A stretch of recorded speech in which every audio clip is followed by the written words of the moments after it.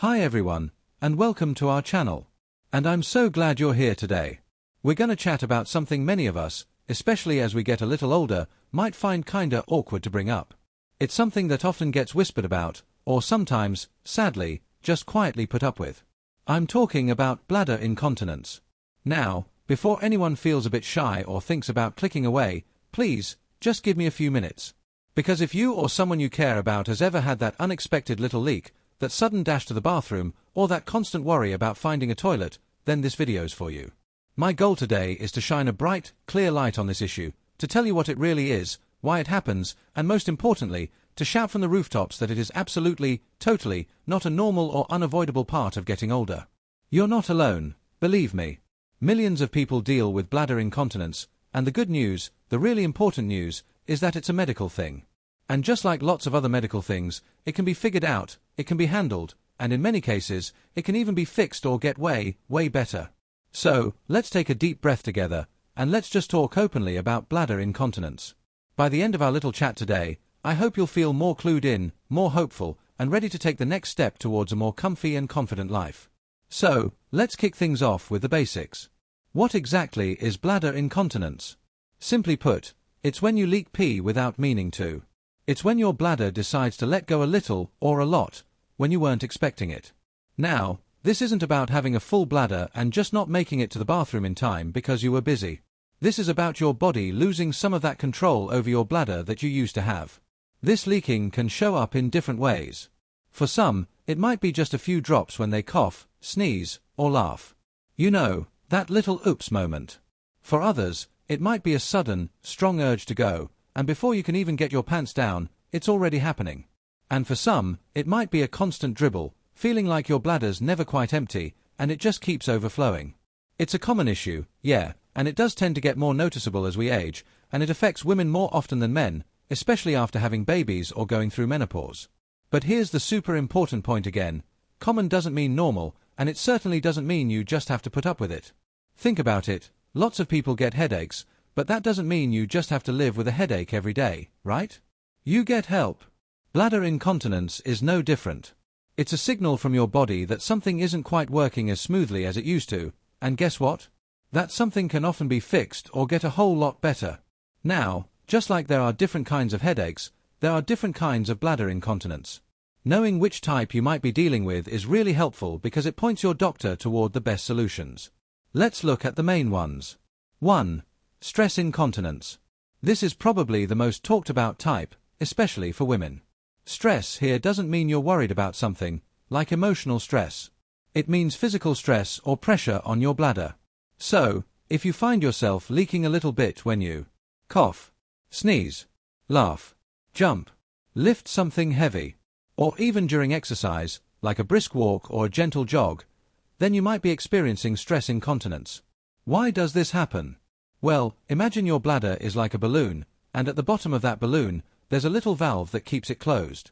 Around that valve, and holding your bladder up, are a group of muscles called your pelvic floor muscles.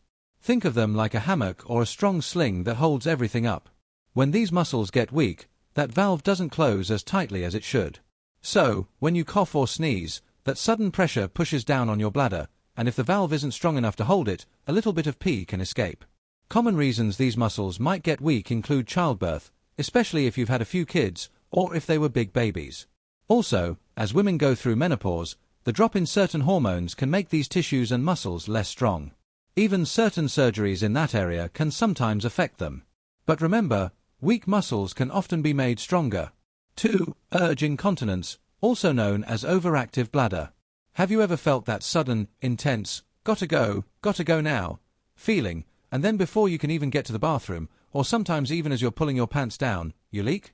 That's urge incontinence. It's often called an overactive bladder because your bladder muscle seems to get the wrong message and decides to squeeze and empty, even when it's not very full. It's like your bladder is being a bit of a drama queen. It sends out a really strong signal that it needs to empty, even if it's just a little bit full. And sometimes, certain things can trigger this intense urge. Hearing running water. Putting your key in the door when you arrive home. Even just being in a cold room or thinking about needing to go. This type of incontinence is often about the bladder muscles themselves being a bit too jumpy or the nerves that control them not talking properly with your brain. 3. Overflow incontinence. Imagine a cup that's constantly being filled. If you keep pouring water into it, eventually, it will just spill over the top, right? That's a good way to think about overflow incontinence. With this type, your bladder doesn't empty completely when you go to the bathroom. It stays partially full, and then, when it gets too full, it just starts to dribble out, often without you even feeling the urge. You might find yourself going to the bathroom, but still feeling like you haven't emptied completely, and then later, you just have a constant, small leakage. This type is more common in men, often because of an enlarged prostate gland. The prostate is a gland that surrounds the urethra. If it gets too big, it can block the flow of urine, making it hard for the bladder to empty completely. It can also happen if the bladder muscles themselves are weak and can't push all the pee out. 4. Functional incontinence. This one's a bit different. With functional incontinence, your bladder and your urinary system are actually working perfectly fine. The problem isn't with the bladder itself, but with something else that stops you from getting to the toilet in time. For example, if you have really bad arthritis in your hands, it might be tough to unbutton your pants quickly enough. If you use a walker or have trouble moving around, it might just take you too long to get to the bathroom. Or, if you have a condition that affects your thinking or memory, like some forms of dementia, you might not even realize you need to go until it's too late. So, it's about a physical or mental barrier stopping you from using the toilet when your body says it's time. 5. Mixed incontinence. As the name suggests, mixed incontinence is simply a mix of two or more types. Most commonly, it's a blend of stress incontinence and urge incontinence. So, now that we know the types, let's chat a bit more about why these things happen. It's important to get that bladder incontinence isn't just bad luck. There are often clear reasons, and knowing these can really help you and your doctor figure out the best way forward. 1. Weakened pelvic floor muscles. We talked about this with stress incontinence. These muscles are like the foundation of your house. They hold up your bladder, bowel, and uterus. Over time, and for different reasons, they can lose their strength and stretchiness. Childbirth. This is a big one for women. Pregnancy and having babies vaginally can stretch and sometimes damage these muscles and the nerves that control them. The more kids you've had, and the tougher the deliveries, the higher the risk.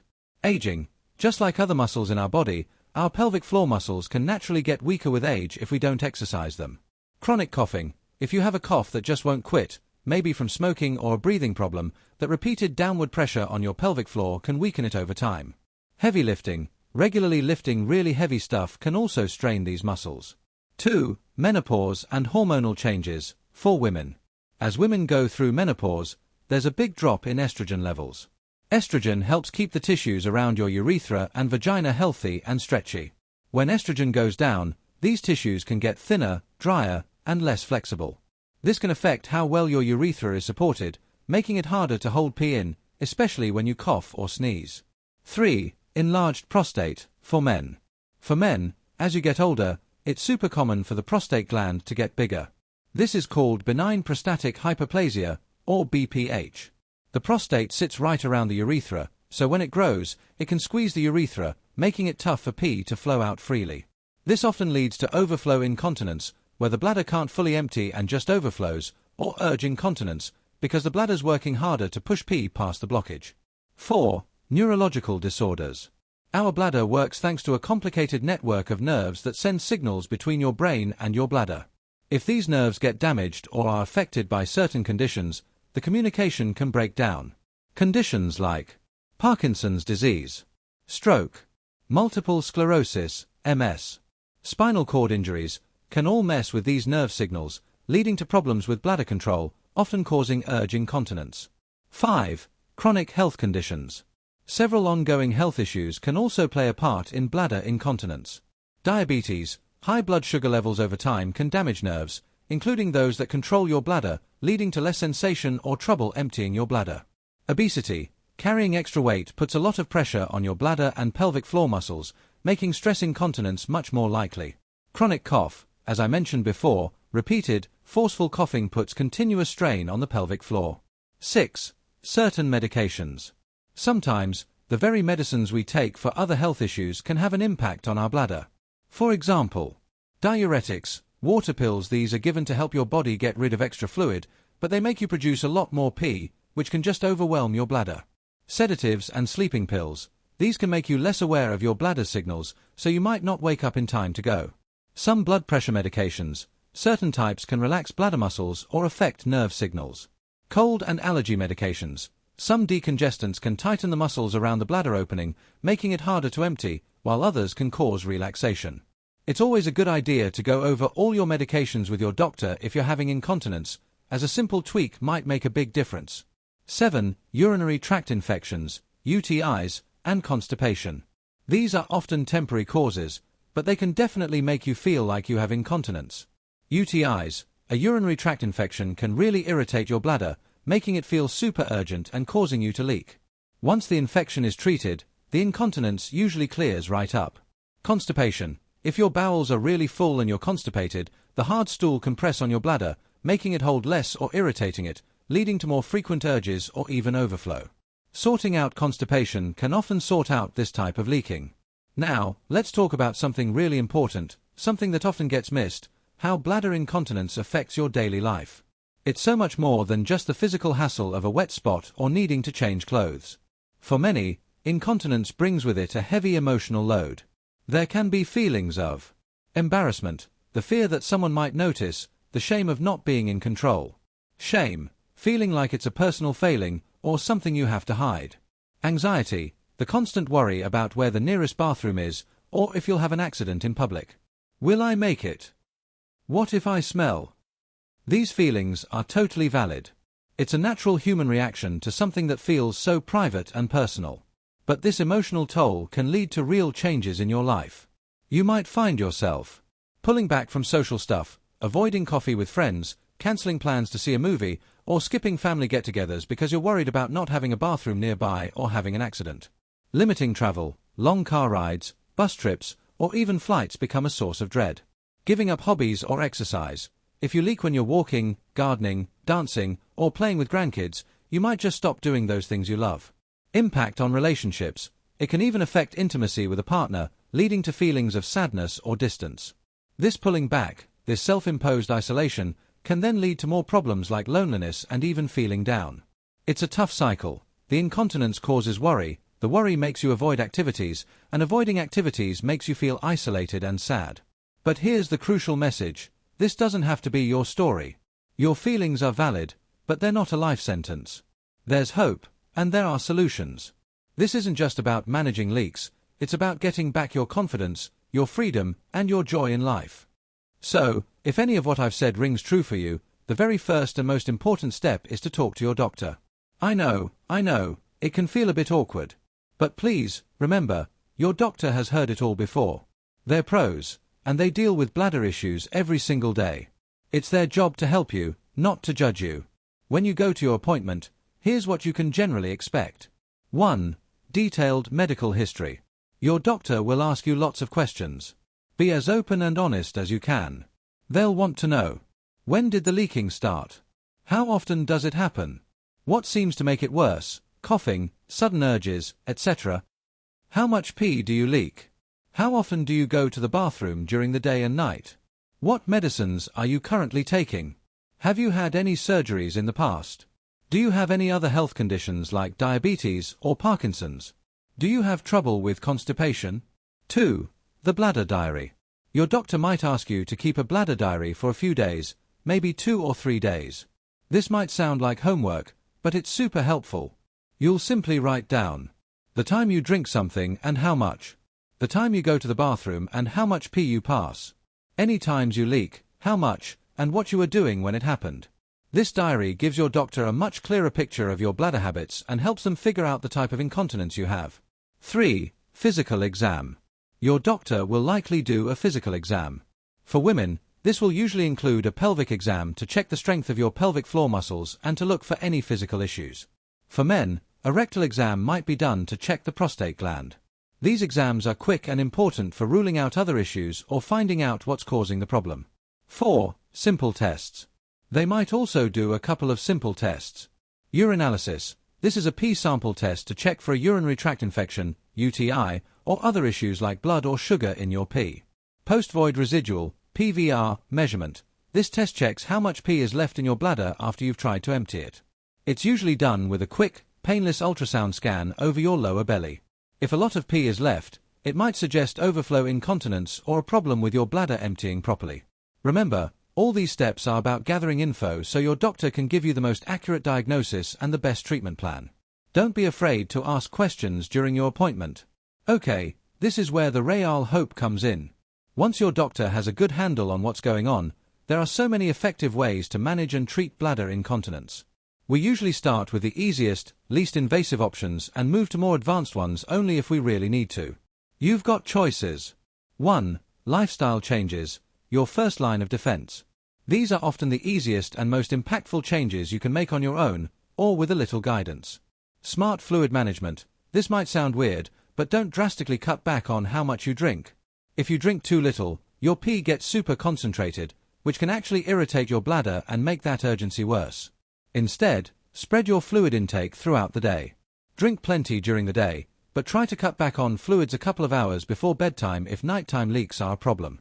Dietary modifications. Certain foods and drinks can really bug your bladder. Try to limit or avoid caffeine, found in coffee, tea, and many sodas. Alcohol, all types. Artificial sweeteners, found in diet drinks and lots of processed foods. Carbonated drinks, like sparkling water or soda. Acidic foods, such as citrus fruits and tomatoes. Try cutting 1 or 2 of these out for a week or 2 and see if you notice a difference. You don't have to give up everything you love, but understanding what triggers you can be super helpful. Weight management. If you're carrying extra weight, even losing a little bit can make a huge difference, especially for stress incontinence. Less weight means less pressure on your bladder and pelvic floor. Managing constipation. Regular bowel movements are key. Make sure you're getting enough fiber in your diet and drinking plenty of water. If you're struggling, talk to your doctor about gentle laxatives or stool softeners. 2. Pelvic floor muscle exercises. Kegels the power of your inner muscles. This is a big one, especially for stress incontinence, but it can help with urge incontinence too. These are often called Kegel exercises, and they strengthen those hammock muscles we talked about earlier. How to find them? Imagine you're trying to stop the flow of pee midstream. Those are the muscles. Or, imagine you're trying to stop yourself from passing gas. That tightening feeling is your pelvic floor. How to do them? Once you've found the muscles, squeeze them for a count of 3 to 5 seconds. Then, relax them completely for the same amount of time. It's really important not to squeeze your butt, thighs, or stomach muscles. You should feel the lift inside. Aim for 10 to 15 squeezes, 3 times a day. Consistency is key. It takes time and practice, just like any other exercise. If you're not sure if you're doing them right, please ask your doctor for a referral to a pelvic floor physical therapist. They're experts who can guide you, often using special tools to help you feel if you're using the right muscles. This is one of the most powerful tools you've got. 3. Bladder training, retraining your bladder. This technique is fantastic for urge incontinence. It's about teaching your bladder to hold more pee for longer periods and to respond less urgently to those gotta-go signals. How it works. Start by noting how often you currently go to the bathroom. Then, try to gradually stretch out the time between your bathroom visits. If you normally go every hour, try to make it an hour and 15 minutes. Once that feels comfy, try an hour and a half, and so on. When you feel an urge, try to distract yourself, take a few deep breaths, and wait a few minutes before going. This takes patience and sticking with it, but it can really improve how much your bladder can hold and cut down on that urgency. Your doctor or a physical therapist can help you set up a bladder training schedule. 4. Medications. For some types of incontinence, especially urge incontinence, medicines can be super helpful. For urge incontinence, these medicines often work by helping to relax the bladder muscle, cutting down on those sudden, strong contractions that cause urgency and leaking.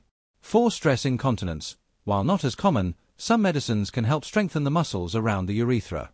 Topical estrogen. For women. For postmenopausal women, a low-dose estrogen cream or ring applied right to the vagina can help make the tissues around the urethra healthier and more elastic, improving both stress and urge incontinence symptoms.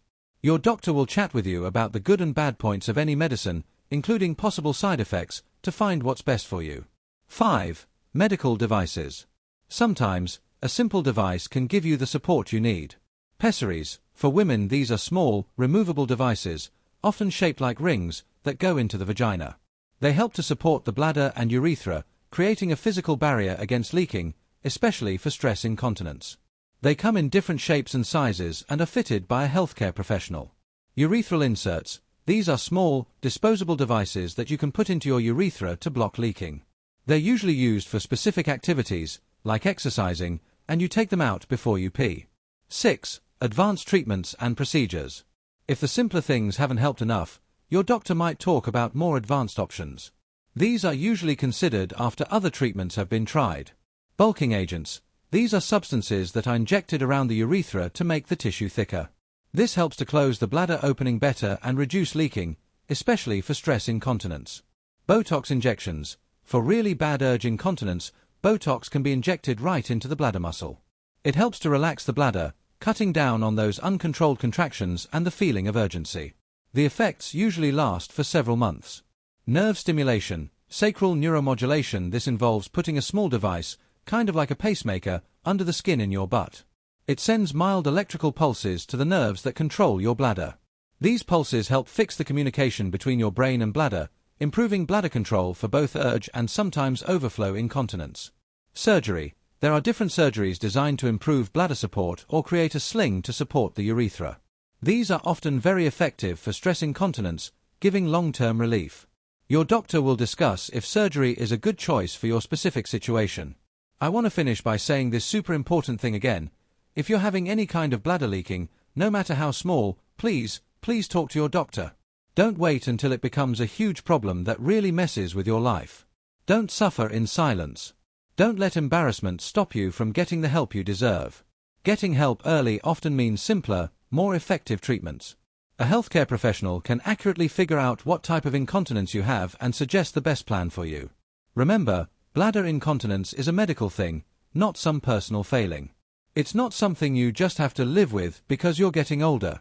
You have every right to feel comfy, confident, and in control of your body. So, take that first step. Make that appointment.